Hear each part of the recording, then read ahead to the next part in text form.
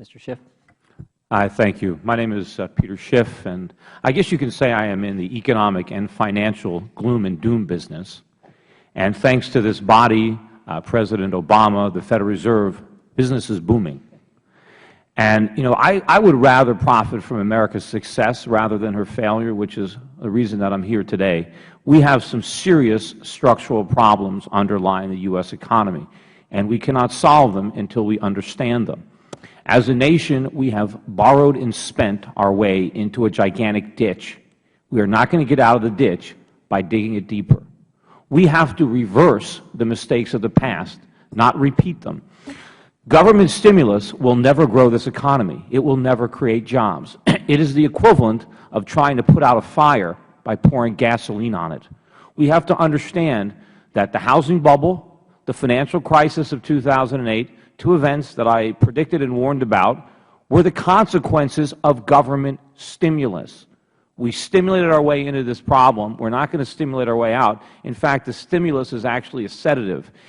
The stimulus is preventing the free market from unraveling the problems that years of bad monetary and fiscal policy have created. We don't need more spending. We need the opposite of spending. We need underconsumption. What the economy lacks is savings, investment, production. And if we try to preserve the jobs of the bubble economy with more reckless money printing and borrowing and government spending, all we are going to succeed in doing is preventing the restructuring that we need and preventing more productive jobs from ever coming into existence. And I want to talk, specifically about jobs. I'm an employer. I employ about 150 people. I would probably employ 1,000 more if it weren't for government regulations that have inhibited my ability to hire and grow my business and have forced me to move portions of my business overseas in order to escape the regulatory burden here. But the question is, why do I hire people? Where are these jobs coming from? Jobs in a free market, they come from two things. They come from profits or the profit motive, and they come from capital. You need both to create jobs. And in a free market, there's going to be jobs. And if there aren't enough jobs, Congress has to ask, what are we doing to inhibit this process? How are we preventing jobs that would normally be here from coming into existence? Now, in order for me to hire somebody, I have to be able to make a profit. That means that the person I hire has to deliver to me more value than the cost of employing them.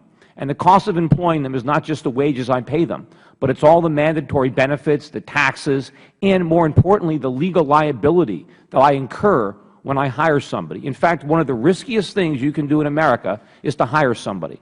And because of that reason, because of all the liability from government, from lawsuits that you have put on employers, most small businesses, their main concern is how not to hire people.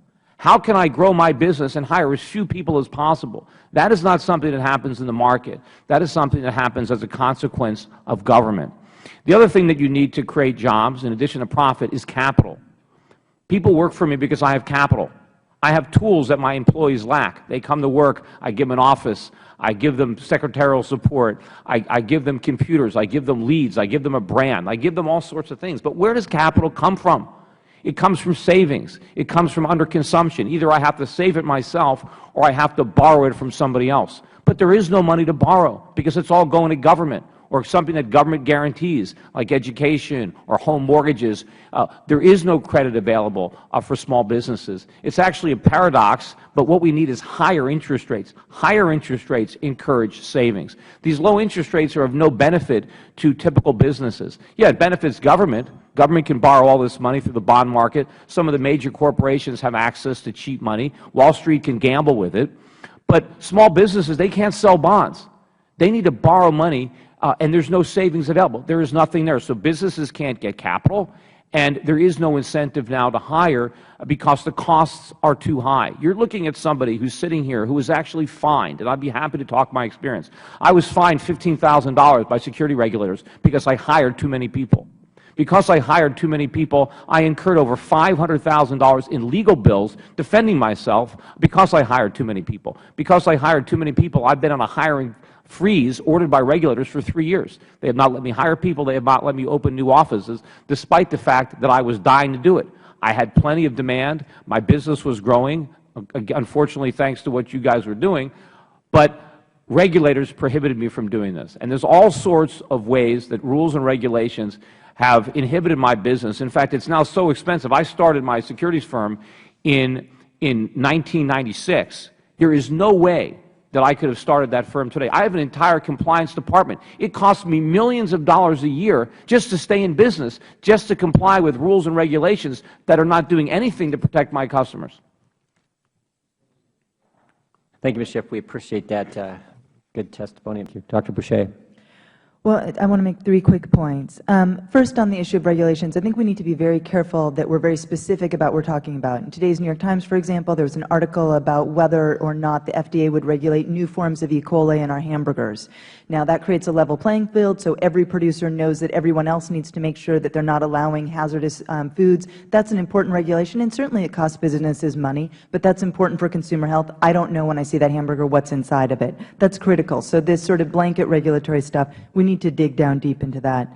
Second, we had an over 8% drop in GDP because of the crisis. That is a massive hole to fill. And I concur with my colleagues over here that, it may have been that the housing bubble was at an elevated level of demand flowing through the economy because of the housing bubble, but that doesn't change the fact that when you pull it out of the economy, you have a gaping hole, and that's left 14 million people out of work. It is that hole that government spending is the only entity right now can fill, unless we're going to dramatically increase our experts. Very quickly, my third point, around this uncertainty question, certainly, there's always uncertainty in the economy, but I think we should have been asking ourselves in the early 2000s how we were going to pay for those massive tax cuts that we did when we were also having 2 unfunded wars. I didn't hear as much discussion around that then, but those are the kinds of questions we should have been asking and a part of why we're here today. Thank you. Mr. Schiff. Sure. Well, first of all, demand doesn't come from government spending. Inflation comes from government spending. Demand comes from supply. You can't consume something that isn't produced. So we have to make things first. But as far as regulations are concerned, certainly we need to stop piling new regulations on top of the existing regulations. But more importantly, we got to start repealing a lot of the rules and regulations that are already in place. Look, there are millions of Americans that are unemployed.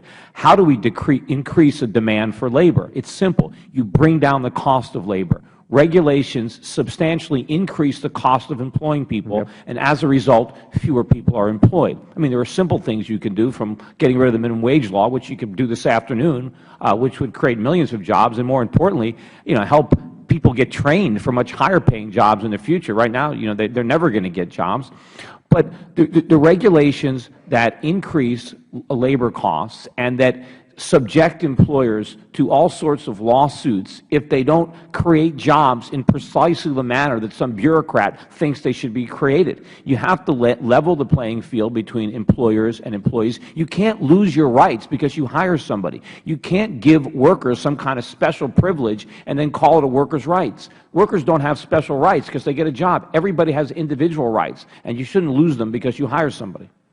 Thank you, Mr. Lindsay. Say, wait a minute, let's get this right. China's about to build 100 airports, and we're spending less than 0.5% on our infrastructure? Something's wrong. But I would love to address some of the points that Mr. Cummings made. Make it real quick if you could, Mr. Schiff, because I want to get to.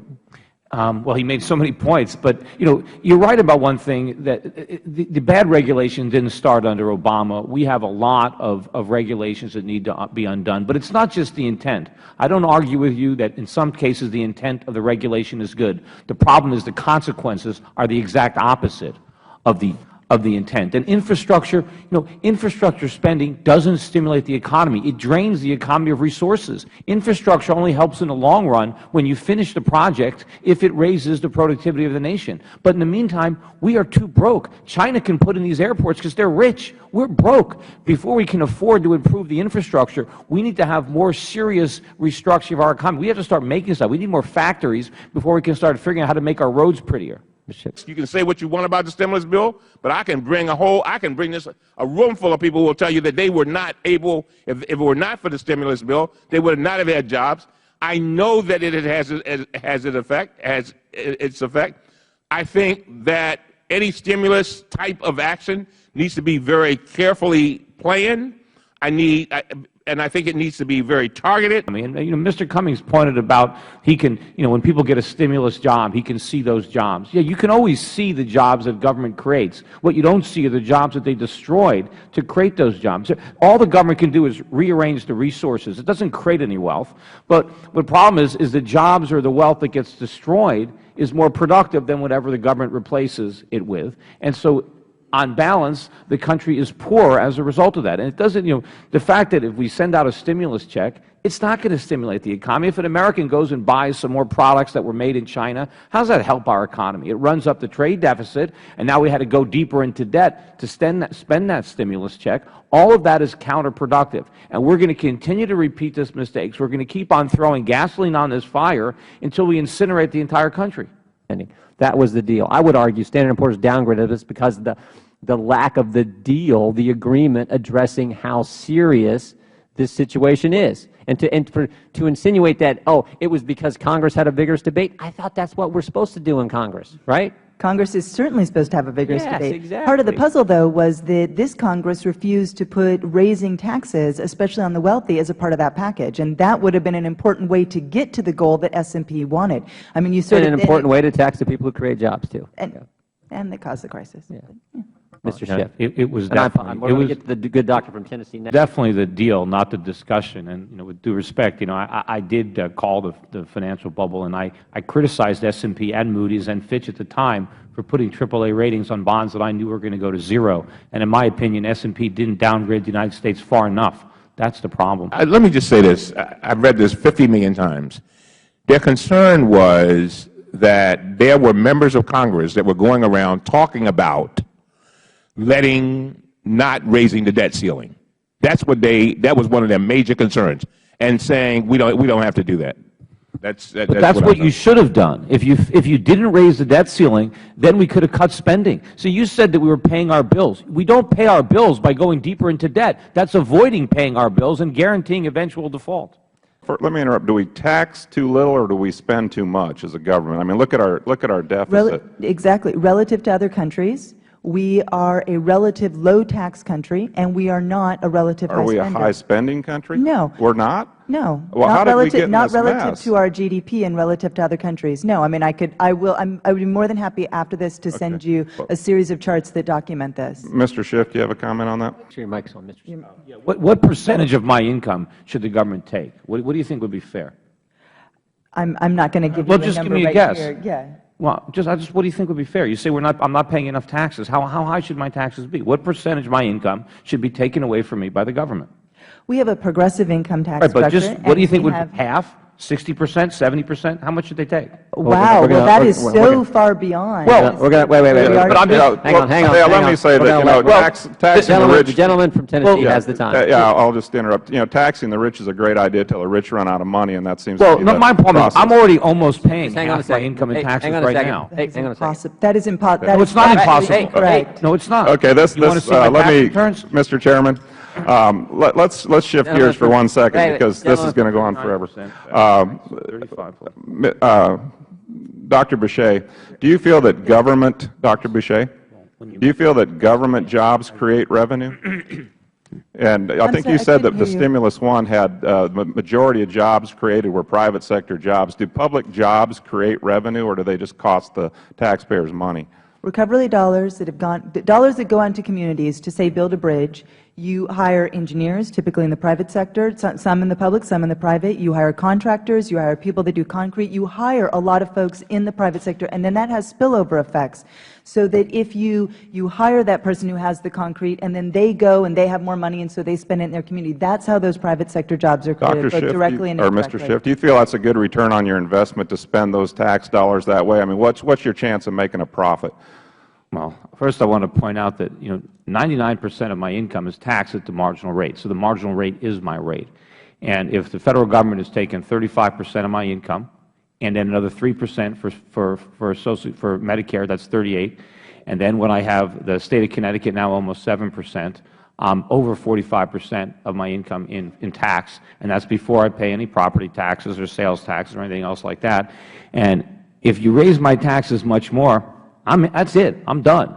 I'm already moving businesses to Singapore, moving businesses to the Caribbean to try to go to lower tax jurisdictions. We are not a low tax country. We are a high tax country, and we're a much higher tax country than we used to be in the past by far.